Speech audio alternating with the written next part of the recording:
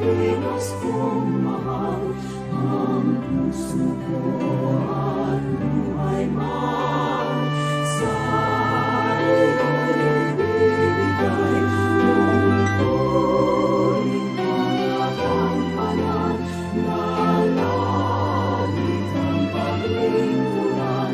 Ang bayang ay babantayang Pilipinas kong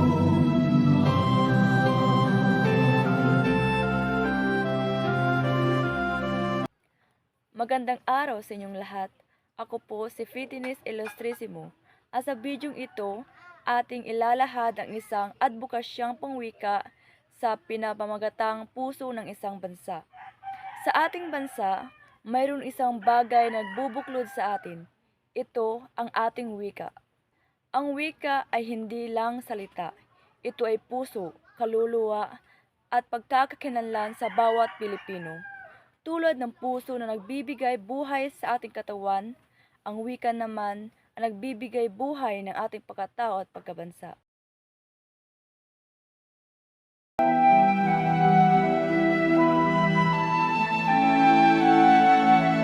Ang wika ay daan ng komunikasyon. Sa pamamagitan nito, naipapahayag natin ang ating damdamin, kaisipan at pangarap.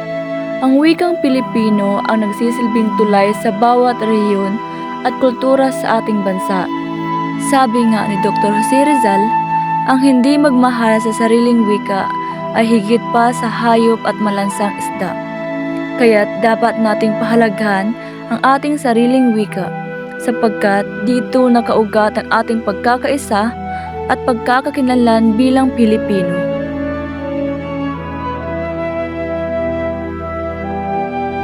Sa panahon ng makabagong teknolohiya, tila unti-unti nang nakakalimutan ng ilan ang paggamit ng wikang Filipino. Madalas nating naririnig sa kabataan, "Hi, how are you?" imbes na "kamusta ka?" Ang iba'y nahihiyang gumamit ng sariling wika dahil iniisip nila'y ito'y hindi sosyal. Ngunit kapag kinalimutan natin ang Pilipino, parang kinalimutan din natin ang ating sarili. Sa paggamit ng banyagang wika ay hindi mali, ngunit huwag nating isantabi ang wika ng ating pinagmulan. Tandaan, ang paggamit ng Pilipino ay hindi hadlang sa pag-unlad. Ito ang nagbibigay kulay sa ating pagkatao.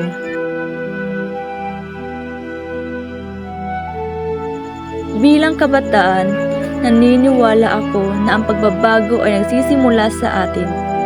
Ang aking advokasya ay tinawag na itaguyod ang wikang Pilipino sa bawat hakbang.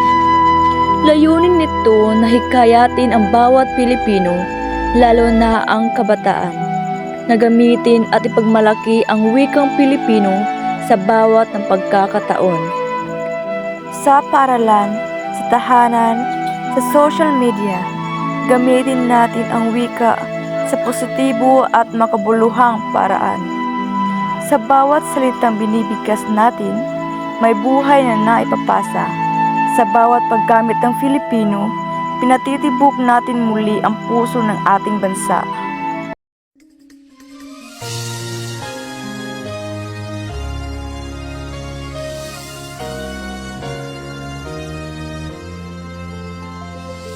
Ako ay Pilipino, ang dugo'y maharlika.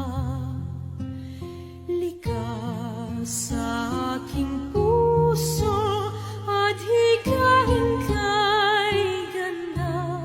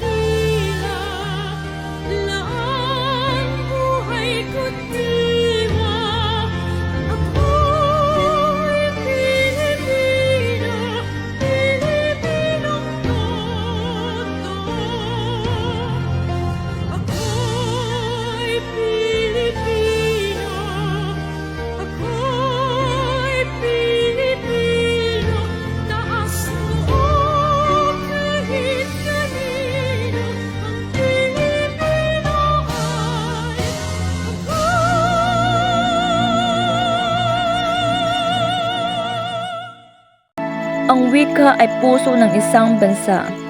Ito ang tumitibok sa bawat mamamayang Pilipino. Kapag buhay ang wika, buhay ang bansa. Kapag ginagamit natin ito, pinapatunayan nating may pagmamahal tayo sa ating lahi. Kaya't itataguyod natin ang wikang Filipino. Gamitin natin ito na may pagmamalaki at dangal. Ako si Fitness Illustrissimo at ito ang aking adbokasyang pangwika. Puso ng isang bansa, wikang Pilipino, dangal ng mamamayan.